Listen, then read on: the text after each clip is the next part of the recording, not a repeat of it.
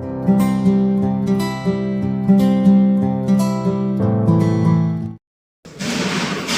दोस्तों, 10-5 मिनट की वीडियो है, बहुत ध्यान से सुनना है और देखना है। अपना 10-5 मिनट का टाइम ज़रूर लगाना और लास्ट तक इस वीडियो को ज़रूर देखना। इससे कुछ ना कुछ हमें सीखने को ही मिलेगा। किसी के नुकसान की बात नहीं है, हो सकता है थोड़ा बहुत फ़ायदा हो जाए। जिस तरीके की आज हालत है हमारे देश में, जिस तरीके से लोगों का नज़रिया चेंज हुआ है, जिस तरीके से लोगों की सोच बदली है, तो कभी कभार बड़ा अजीब सा लगता है। मैं आपको ना अपने बचपन की बात कुछ याद आई मुझे आज, कि जो पहले के लोग थे, जो उम्रदार लोग थे, जो हमारे बड़े थे, वो लोग कांग्रेस को क्यों सपोर्ट करते थे। किसी भी बड़ी उम्र के इंसान से हम पूछते थे, अरे वोट किसको दोगे? अरे कांग्रेस को। हम तो हमेशा, हमारे बाप दादा ने, हम तो कांग्रेस को ही वोट देते आए हैं, हम तो कांग्रेस को ही वोट देते हैं। तो बड़ा अजीब लगता था कि यार कितने यार कांग्रेसी हैं और सब कांग्रेस को ही वोट देते हैं। तो उसकी वजह क्या है? आज मैंने उसकी बात बड़ी गहराई से सोची। उसकी वजह क्या थी कि उन्होंने कांग्रेस को काम करते हुए देखा था, क्योंकि उस टाइम का हिंदुस्तान और आज का हिंदुस्तान में फ़र्क है। तो उन्होंने जो हिंदुस्तान को देखा था, उस हिसाब से उन्हें लगता था कि कांग्रेस ने हमारे मुल्क में, हमारे देश में बहुत काम किया, तो इसलिए वो लोग कांग्रेस को सपोर्ट करते थे। आज के बुजुर्ग जितने भी हैं वो आज भी कांग्रेस को ही सपोर्ट करते हैं। अब लेकिन सब कुछ चेंज हो रहा है। अब जो न्यू जनरेशन है, तकरीबन 40-50 साल के लोग जो हैं, 30-40 साल, 50 साल, 35 साल, इसके जो 30-35-25 साल में जो लोग हैं, उनकी सोच बदली है। तो उन्होंने सब कुछ ये हुआ देखा है, तो उन्हें ये समझ में नहीं आ रहा है कि ये किया किसने है।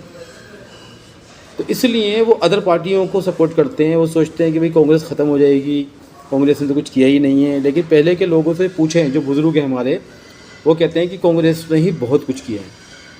ऐसी बात नहीं कि हिंदुस्तान में कांग्रेस ने नहीं किया है। 70 सालों में उन्होंने बहुत कुछ किया है। और आज से आप 4-5 साल, 6 साल पीछे जाओगे तो हमारा गैस का सिलेंडर भी 350 से 400 रुपये का था, जो कि 5-7 साल में सिर्फ 1000 रुपये का हो चुका है लगभग। तो आप अंदाज़ा लगा सकते हो, 70 साल में 350 रुपये का उन्होंने गैस का सिलेंडर भी लॉन्च किया, और उसकी कीमत मात्र 350 से 400 रुपये के बीच में थी। तो आप लगा सकते हो कि उन्होंने लोगों को कितना बेनिफिट पहुँचाया, कितनी यूनिवर्सिटी बनाई है, कितने हॉस्पिटल बनाए हैं, कैसे एजुकेशन की।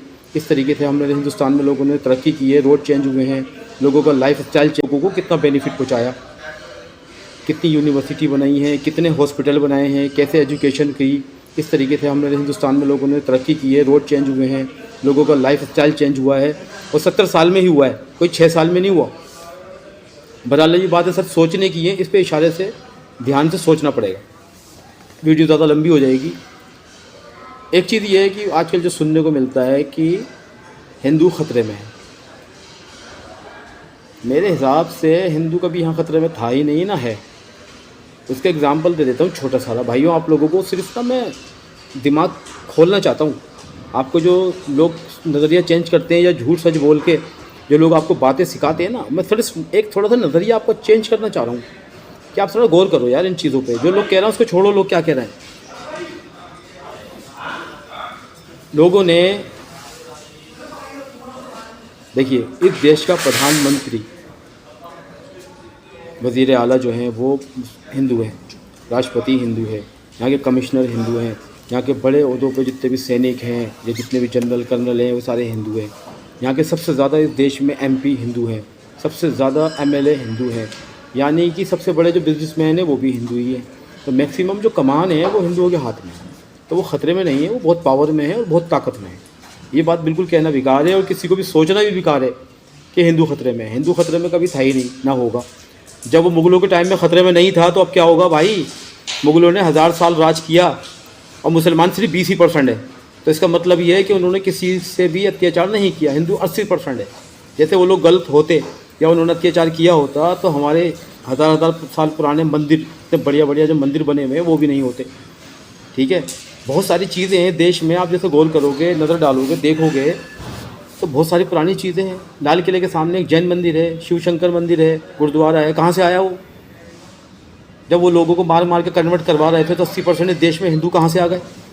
तो इसका मतलब ये कि ऐसा नहीं है, ये सिर्फ हम लोगों को ना अपने आप को सत्ता में रखने के लिए, अपने आप को मजबूत करने के लिए, हमेशा सत्ता पे कायम रहने के लिए हिंदू और मुसलमानों को और सिख ईसाइयों को बहकाया जा रहा है, उन्हें गलत शिक्षा दी जा रही है, हमारी नस्ल को ख़राब किया जा रहा है। ठीक है, तो ये बातें बोल कर, लेकिन आप गौर करो, लोग बहुत कुछ बोलते हैं, ठीक है, जो बोलते हैं उसको सुनना नहीं है, उसको समझना भी है, देखो कैसा है या नहीं है। अब किसी ने बोल दिया जी कि वहाँ पर जो है आपका कान कौवा ले गया, एक कहावत है ना कि कान कौवा ले गया, कान, अब कौवे को देखो या कान को देखोगे। किसी ने बोल दिया जी हिंदुस्तान में मुसलमानों ने, मुग़लों ने हिंदुओं पे अत्याचार किया। जब अत्याचार किया तो फिर इतने ज़्यादा हिंदू ही क्यों हैं? ऐसा कुछ नहीं है, वो हिंदुओं से भी प्यार करते थे, जैसे कि आज अच्छे हिंदू मुसलमानों से प्यार करते हैं, उनकी रक्षा कर रहे हैं, उनकी हिफाजत कर रहे हैं, उनको सेफ्टी करते हैं, उनके साथ मिलके चलते हैं। ऐसा नहीं है हर इंसान गलत लोगों को सपोर्ट कर रहा है, सारे हिंदू गलत नहीं है, सारे मुसलमान भी गलत नहीं होते, कुछ मुसलमान गलत हैं तो वो गलती है, उनसे मतलब ही नहीं। तो गलत इंसान को अच्छे इंसान से जोड़ना भी काम है। तो आपको अपना नज़रिया चेंज करना होगा, आपको अपनी सोच चेंज करनी होगी। इस देश के अंदर 1857 में जो बीज बोया था हिंदू मुसलमान का, वो आज तक चल रहा है, और वही लोग हैं जो इस देश को ख़राब करने में लगे हुए हैं, हिंदू मुसलमान में बांट के। लेकिन बाकी आम लोगों में ऐसा कुछ भी नहीं है, आम लोग मिल के रहते हैं, बिज़नेस करते हैं, काम धंधा करते हैं, लेकिन उन लोगों के दिमाग में ये बात नहीं है। कुछ लोग राज और सत्ता में रहने के लिए आप लोगों को बहका रहे हैं। यार एक बात सीधी सी है, मैं सिर्फ हिंदुओं से ही बोलना चाहता हूँ या मुसलमानों से ही बोल देता हूँ कि जैसे मुसलमानों को भगवान पसंद नहीं कर रहा तो उनको खाना क्यों दे रहा है, उनको पानी क्यों दे रहा है, उन्हें हवा क्यों दे रहा है। मेरी इस बात पर गौर करना, जब वो उनमें किसी चीज़ का फ़र्क नहीं कर रहा तो यार हम कौन होते हैं फ़र्क करने वाले। अपना नज़रिया चेंज करो, अपने आप को चेंज करो। और जो लोग इस तरीके से सत्ता में रहने की कोशिश करते हैं, ऐसे लोगों को बहका के, मार तोड़ के, इस तरीके से हमारे देश में अफरा तफरी का माहौल बना के, और वो लोग सत्ता में रहना चाहते हैं, कहाँ गई एजुकेशन की बात, कहाँ गई बिज़नेस की बात, कहाँ गई नौकरियों की बात, कहाँ गई हमारे रहन सहन की बात। ना रोडों की बात है, ना यूनिवर्सिटी। हमारे देश में ज़रूरत है इस टाइम यूनिवर्सिटी बने, लोगों को एजुकेशन मिले, गरीब बच्चे पढ़ें, उनको अच्छे तरीके से खाना मिले, कपड़ा मिले, इसकी तो किसी को भी परवाह नहीं है। परवाह है तो हिंदू या मुसलमान की परवाह है, सिख ईसाई की परवाह है कि हम लोग धर्मों में कन्वर्ट हो गए हैं, और हर इंसान उसी धर्म का एक इंसान अपने धर्म का रहनुमा बनने में लगा हुआ कि मैं मुसलमान हूँ तो मैं अपनी कौम का रहनुमा बन जाऊँ, सबसे बड़ा बन जाऊँ, मेरा राज हो जाए, बस मेरी फैमिली का राज हो जाए। ऐसे ही सारे के सारे लोग कर रहे हैं, ठीक है ना। लेकिन आप लोग उनको चुनो जो ईमानदार और सच्चे लोग हैं, अच्छे लोग हैं। ऐसे लोगों के बहकावे में आने की ज़रूरत नहीं है।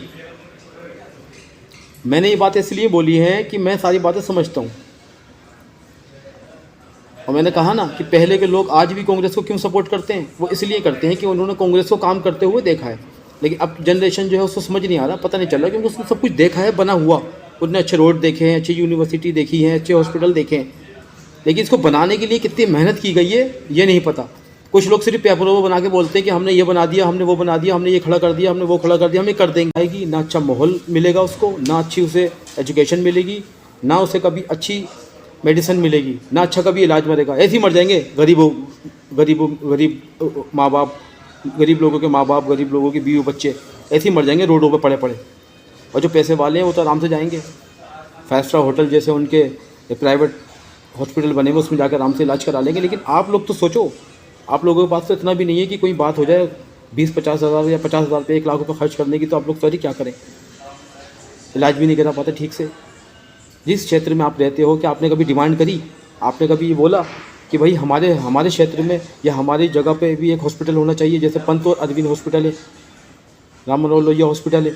आप अपने अपनी जगहों पे क्यों नहीं बनवाते ऐसे हॉस्पिटल, क्यों नहीं ऐसी यूनिवर्सिटियाँ, आप क्यों आते हो दिल्ली? आप लोगों को काम कराना नहीं आता। अब जो लोग सत्ता में बैठे हैं ना, हमसे वोट लेके, और जो हमें बहका के आज तक हिंदू मुसलमान करा के आगे बढ़ते चले जा रहे हैं, अपने आप अच्छी गाड़ियों में अच्छे रहन सहन करते हैं, अच्छे कपड़े पहनते हैं। अब उन लोगों से मांगो जवाब, अब उन लोगों से बोलो कि हमारा हक हमें दो। बनाओ पंथ हॉस्पिटल हमारे एरिया में, बनाओ इरविन हॉस्पिटल हमारे एरिया में, बनाओ आँखों का हॉस्पिटल हमारे एरिया में, हमें भी सुविधा चाहिए। बंद करो ये सारी चीज़ें। अब जो है ना गुमराही में रहना बंद कर दो, अब गुमराही से बाहर निकलो, उजाले में आओ। ठीक है, ईश्वर के फरमान को समझो, उसके लोगों से मोहब्बत करो। और जो लोग सत्ता में रहने के लिए इंसानों को इंसान नहीं समझ रहे, उनको सबसे पहले सत्ता से बाहर करो।